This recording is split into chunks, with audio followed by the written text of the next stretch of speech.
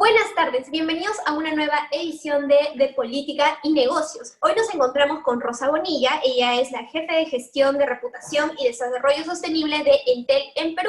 Buenas tardes, Rosa. Buenas tardes, Laura María, gracias por la invitación. Bueno, el tema de hoy es bastante interesante porque también en las últimas semanas hemos tenido ese tema sobre el tapete y justo ya vamos a discutir un poco con Rosa acerca de qué se trata, cuáles son los alcances, cómo se debería hacer correctamente y vamos a ver la perspectiva, cómo la está trabajando Entel y estamos hablando de los temas de campañas de responsabilidad social.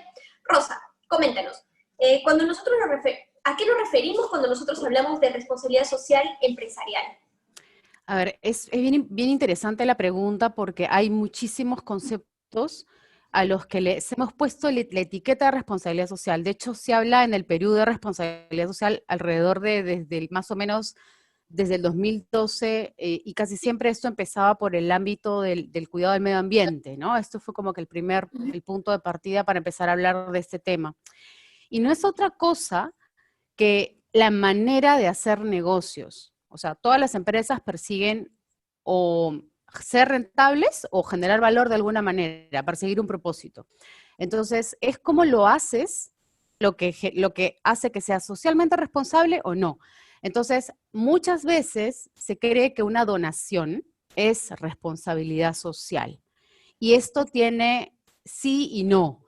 Por ejemplo, si yo, la donación, por ejemplo, a la Teletón, que muchos años, muchos peruanos lo venimos haciendo con mucho cariño, no viene a ser responsabilidad social, sino más bien filantropía. Pero si además sale mi nombre o mi marca en la tele, ya pasa a ser marketing social. Entonces, esto no sería responsabilidad social, sino filantropía o marketing social si es que salgo en la pantalla. De nuevo, no estamos diciendo que algo sea bueno o malo, sino poniéndole la etiqueta a lo que es.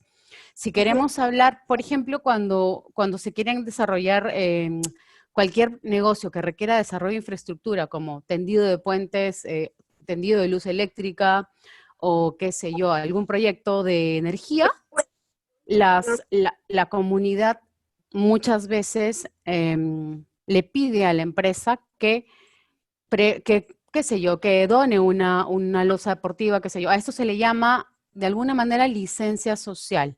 Ahora, esto quizá podría desvirtuar un poco la figura del canon. En realidad, el canon debiera ser el fondo que permita este desarrollo de infraestructura. Sin embargo, como no necesariamente se está aplicando así en la práctica, es que digamos, las comunidades siguen pidiendo esto. Entonces, ¿qué cosa es responsabilidad social? Cuando una empresa se hace cargo de sus impactos. Social se le llama sustentabilidad, sostenibilidad, responsabilidad social, responsabilidad ambiental, y es cuando una empresa se hace cargo de todos sus impactos. ¿Cuáles son los impactos? Económicos, pueden ser ambientales o pueden ser sociales. O sea, cómo me estoy dirigiendo yo a mis clientes, a mis colaboradores, puede tener impactos sociales. Si tengo un discurso que no es inclusivo, que no es igualitario, estoy impactando socialmente de manera negativa a un grupo de personas. Si no soy responsable con mis desechos, si no empleo energía limpia en la mayoría de mis operaciones, estoy impactando al medio ambiente. Y la parte económica, es muy importante también señalar esto porque una empresa se tiene que hacer cargo de la parte económica de su comunidad de una u otra forma, porque si no me hago cargo de mi sociedad, ¿a quién le vendo?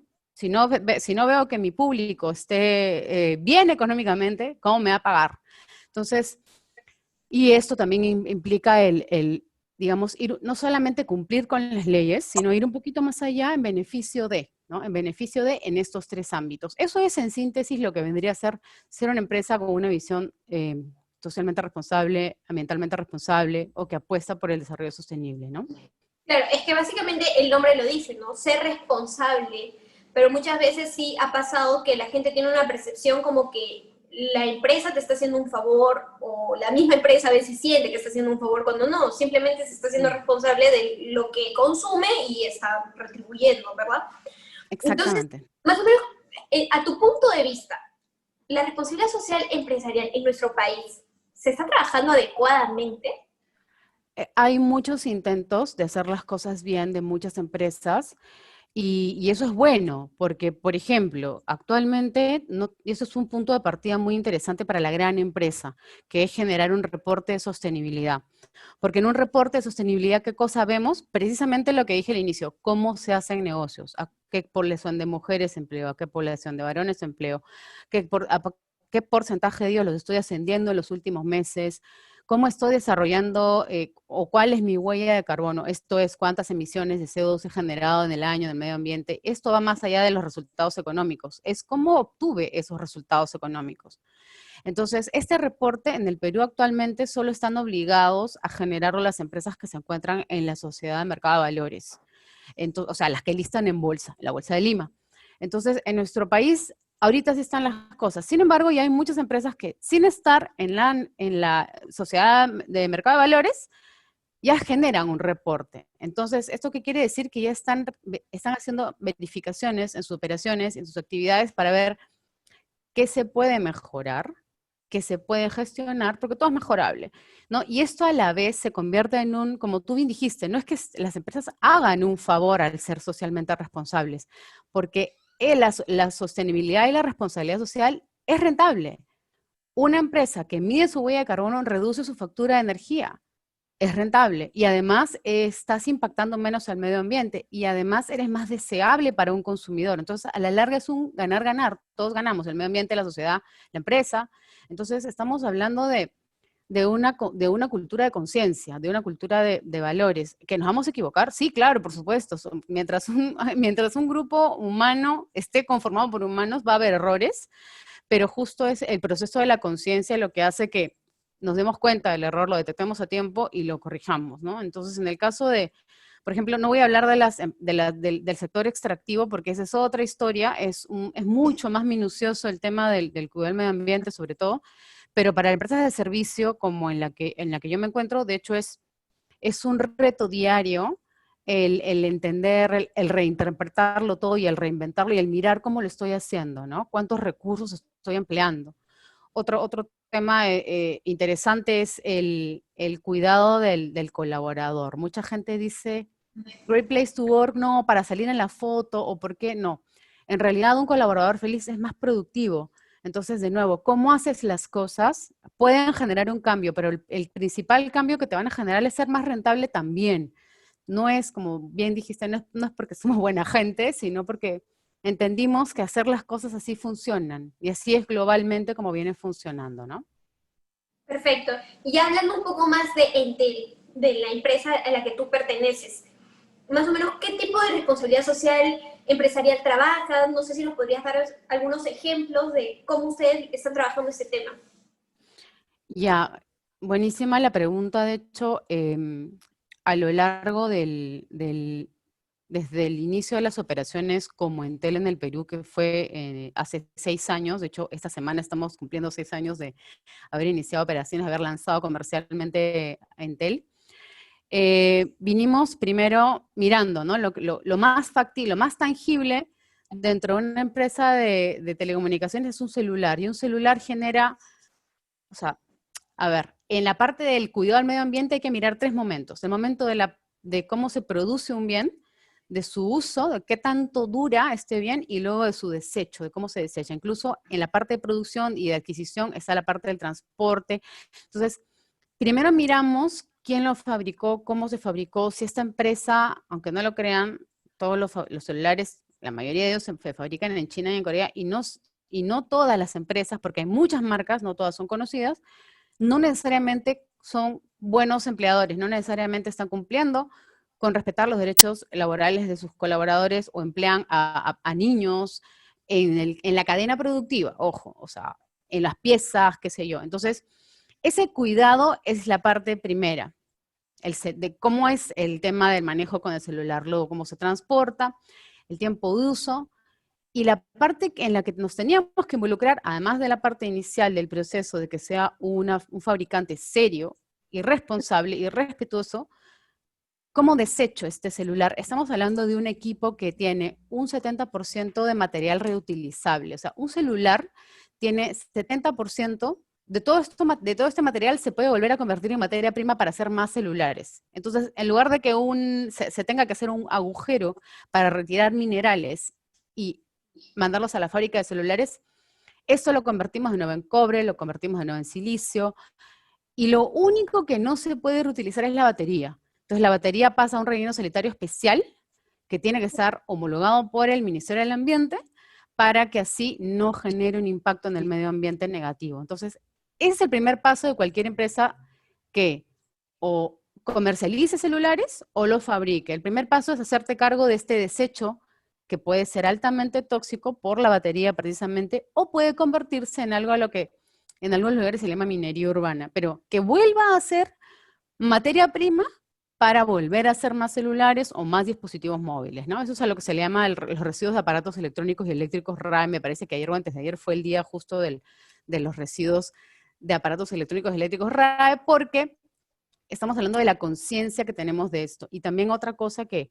es difícil quizá para muchos usuarios es el hecho de quieren cambiar rápidamente de celular, y yo podría estar metiendo en problemas al decir no lo hagan, pero es también, eso depende de cada quien, ¿no? Quizá, pues, en realidad para los temas de sostenibilidad y de sustentabilidad o cuidado del medio ambiente, lo ideal es que cualquier bien que se tenga te dure lo máximo, así como en la época de nuestras abuelitas, que surcidos invisibles, el zapato a la renovadora, bueno, eso es socialmente responsable, ambientalmente responsable. Entonces, tratemos de que si no vamos a tener un celular por mucho tiempo, o quizá lo heredemos a alguien hasta que ya no pueda más, y luego dejarlo en un depósito de reciclaje que lo tenemos en varios lugares, no solo Entel, sino todos los demás operadores tienen dispuestos a lo largo, en Lima, en sus tiendas, en algunos puntos también de supermercados, tienen sus tachitos de reciclaje. Importantísimo que todos tengamos esa conciencia. Ese es uno de los programas, digamos. Es una de las cosas que, como que el higiénico que debiera hacer cualquier operadora. Otra cosa que hicimos fue instalar cargadores solares en las universidades para generar conciencia del uso de la energía limpia.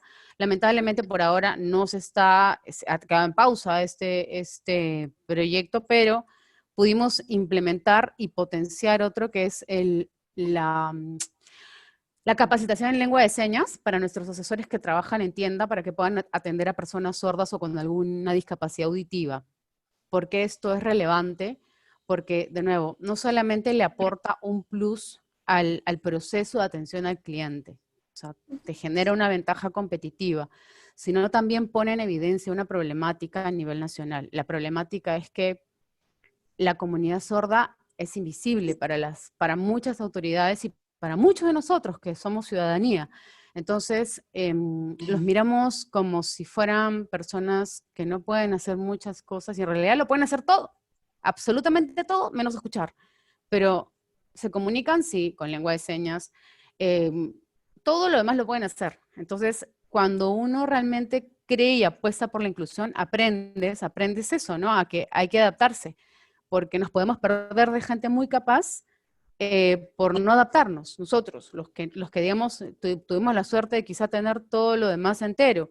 Ese es un tema que a nosotros nos gusta muchísimo, y mientras empezó la pandemia teníamos a una promoción que llevaba clases, obviamente en aulas, pero las trasladamos al canal virtual y nos fue muy bien. Pudimos tener la grabación de la cuarta promoción de asesores que están capacitados en lengua de señas, ojo, no a nivel de intérprete, sino a nivel básico. O sea, es como yo que puedo decir, yo aprendimos lengua de señas peruanas, ¿no? Para atender mejor, me parece, a nuestros clientes que son sordos, ¿no? Entonces, creo que ese nivel básico era lo necesario. Es bien importante decir esto porque sabemos, o sea, hay muchas personas de la comunidad sorda que nos preguntaban, ¿no? Pero son intérpretes. No, no somos intérpretes. Es muy delicado, hay muchos temas muy delicados en la comunidad sorda que hay que ir entendiendo. Ese es otro de los programas que digamos que tenemos dentro de Entel. Hay muchos otros más, y solamente quiero terminar con uno que surgió al medio de la pandemia, que es el programa Aquí Estoy, que consiste en entregar celulares y servicio a médicos del MINSA y de Salud para que puedan conectar a pacientes COVID internados con sus familiares, o atender a pacientes a distancia, o poder llamar o enviar por WhatsApp el estado en el que se encontraban los pacientes a sus familias, que obviamente por razones de seguridad sanitaria no podían visitarlos o acercarse a los hospitales, ¿no? Entonces, ese programa se llama Aquí Estoy, es uno de los que lanzamos este año, casi como una necesidad ese sí fue como una especie de respuesta a una de las tantas iniciativas que tuvimos como respuesta a esta crisis sanitaria. Justamente sobre eso te quería preguntar porque sí, la pandemia ha llegado y como ya había estado conversando previamente con otras personas, es cierto, ha llegado y ha detenido la vida de muchas personas, ha detenido la vida económica en nuestro país, pero también nos ha dejado muchas grandes enseñanzas. Entonces, ustedes como empresa miras al 2021, ¿cuáles son sus planes cuando todavía tenemos el riesgo latente de que sigamos con el tema de la pandemia, por lo menos el primer semestre del próximo año? Sí, lo primero que hicimos fue entender que esto llegó para quedarse y que hay que reinventarnos todos, ¿no? De hecho, para todos fue un aprendizaje súper duro, súper fuerte, lo sigue siendo, y no hay nada más esencial que los servicios de telecomunicaciones ante esta situación.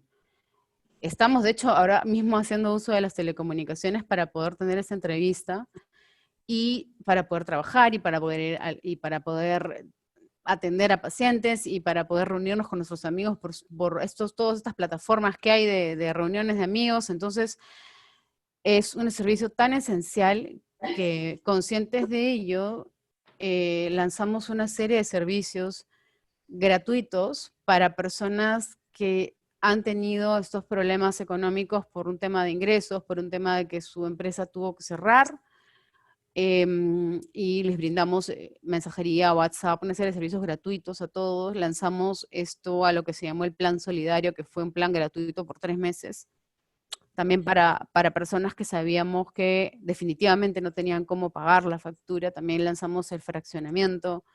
Todo esto no fue una obligación del regulador, de hecho, fue una respuesta.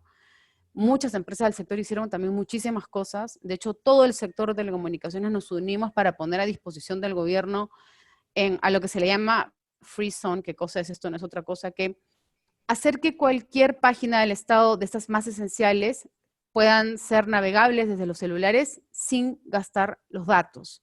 Entonces, cualquier persona, si no tenga, digamos, un plan postpago o datos disponibles, pueda tener ese acceso. Entonces, sí, el sector sí hizo bastante. Yo siento que lo que no se ve del lado del usuario es a todos esos ingenieros que van y se suben a las antenas porque hay más demanda de datos de Internet, es natural, y que exponen, obviamente siempre han expuesto sus vidas, pero ahora hay una crisis sanitaria, entonces es un poquito más grande, y siempre he hecho entre nosotros, entre todos el sector de telecomunicaciones que no somos ingenieros, siempre secretamente los aplaudimos porque decimos, qué bestia, sin ellos no podríamos estar conectados en este momento, ¿no? Y creo que más allá de los higiénicos, o sea, del mantener conectados a los clientes, es mantener a salvo a los colaboradores, ¿no?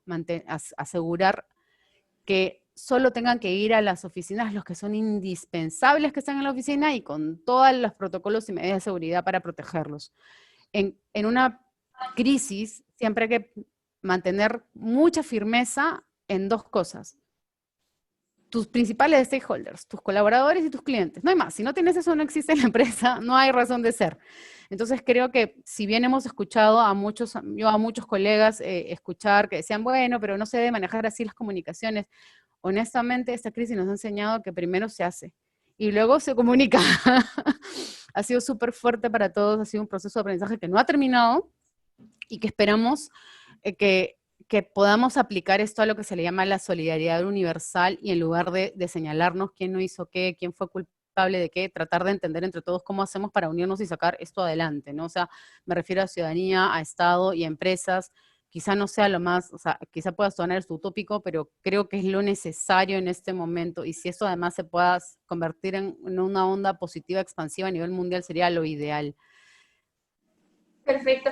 Y es cierto, ya esta consigna, lo que yo voy a decir es algo que lo dice todo el mundo ahora, pero es que esta lucha no es solamente del gobierno, del sector salud, etcétera, es una lucha de sociedad en general. Entonces el compromiso tiene que nacer desde uno mismo hasta los más altos mandos de nuestro país. Igual, bueno, Rosa, eso ha sido todo. Muchas gracias por haber venido el día de hoy.